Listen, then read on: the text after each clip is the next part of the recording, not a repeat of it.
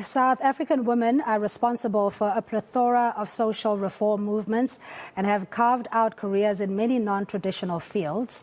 But how do we break through the institutional, cultural and socio-economic barriers that bar women from participating in decision-making?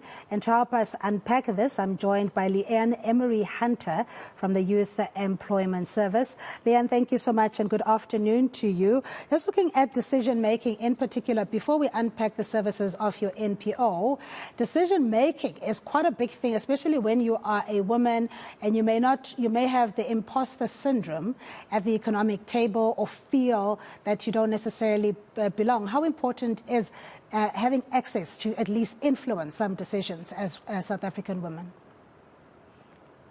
You know, it's so important. South African women make up around half the population, and actually research has shown that they influence most of our consumer decision making, and yet we have 47% of youth, young women excluded from the economy. So to not be able to actively participate in the economy and have jobs and be influencing product development, innovation, technology, decision making, we are really doing ourselves a disservice. Getting young women into jobs and then prioritizing their development and growth is massively important. And in South Africa, we have additional barriers that many nations don't necessarily face the same kind of challenges we do. Young women in South Africa, often spatial inequality is a major problem for young mothers trying to move between communities and cities to get work. We have gender-based violence.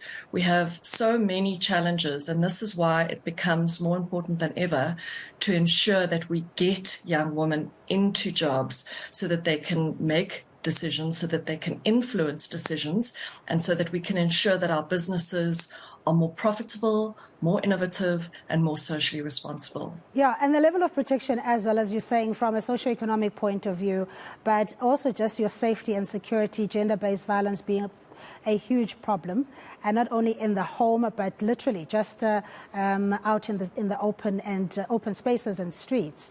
So in that process, what kind of agency do women have? Yes, we know the 1956 Women's March was particularly about the freedom of association movement and not being restricted, and many more strides have been made, and yet we seem to have that bottleneck where we're not achieving what South Africa is capable of doing with the gender parity. Absolutely. I think in Africa, of 581 listed companies over $150 million, we only have 35 female CEOs. And, you know, many young women dream of being CEOs, but actually in South Africa, the reality is they can't get a job. They can't get any job. And without having financial power and without being able to contribute to the economy, this makes them so vulnerable in every aspect of their lives. So for us at the Youth Employment Service, what we really focus on is trying to get young South Africans, with about 60% being young women, into their first work opportunity so that they can break that experience trap. I can't get experience without a job, and I can't get a job without experience. And they can meaningfully participate in the economy. They can make decisions. They have agency. They have some level of power. And this is the first step to ensuring that young women are able to take back their agency and their power. Yes, and how then do you galvanize enough support, particularly for policy reform? That exactly where you're saying the goalposts are consistently moved. One, you have to have a matric. Once you have it, no, you don't have the adequate experience. Or maybe we need somebody with a post-grad degree, et cetera, et cetera. And I think, as you're saying, that women bear the brunt mostly of that kind of economic discrimination and exclusion. Absolutely. So at the Youth Employment Service, we work with businesses, and we are the biggest private sector-led job creation initiative in South Africa. So we work with about 1,500 corporate partners. In 4 years, we've created 114,000 work opportunities for young South Africans. And how we do this is that we have a partnership with government where we have a special incentive that if businesses join the YES program and they create these life-changing opportunities for young people, they're able to receive 1 or 2 levels up on their BEE scorecard. And more businesses are simply joining YES because they know that this fits in beautifully with their environmental, social, and governance strategy, their sustainability strategy. And if we have 2 in 3 young people in South Africa out of the job market and without purchasing power, they understand the economic and social imperative to get these young people into jobs.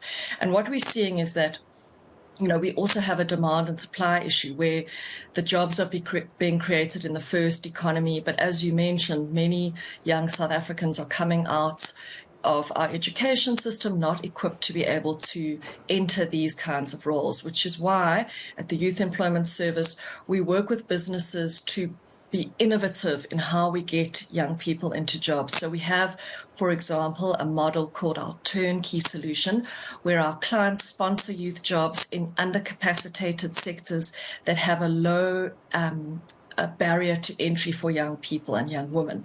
So things like in community jobs like healthcare workers, education assistants, entry-level digital jobs, etc., that they get trained on the job in that first year, and then they're able to break that trap that so many young people find themselves in.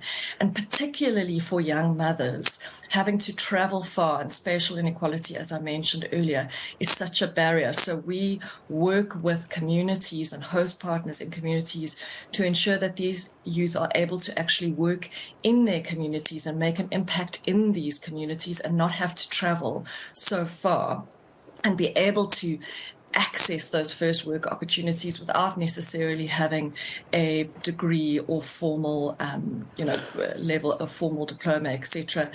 With simply a matric or even lower, you can enter the job market, get the experience, get the network, skills, training, etc. that immediately makes you 3 to 7 times more employable. Yeah, and just as we say goodbye to you, those that have simply given up, the youth apathy that says, I've tried and my circumstances are just so dire that I've lost all hope and abandoned my dreams, etc. What message do you say that, to keep hope alive and still dream?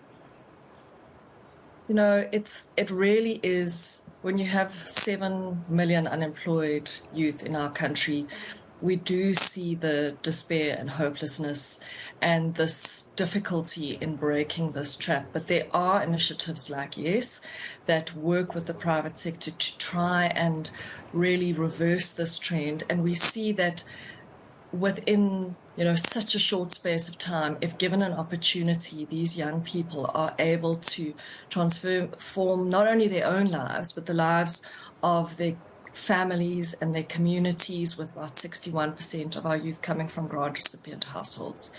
And I think for me, what we have seen is, even if you are not in formal employment, if you are showing an attitude and a willingness to work and to really make a difference, you are noticed and you can so quickly rise through the ranks. We have young women who are the first female forklift drivers in their organizations. They're going on to become barristers, managers, coders, financial analysts. That the potential is endless, but just even if you volunteer, there's so much digital training at the moment. Try and get some kind of work under your belt so that you are de-risked for future employers, and don't give up hope. We really see the huge potential that young South Africans and young women have if only given a chance. All right, Leanne, really appreciate it. And thank you for the inspiration as well. That's Leanne Emery Hunter from the Youth Employment Service, and that is YES, a numeric yesforyouth.co.za. Yes4youth.co.za.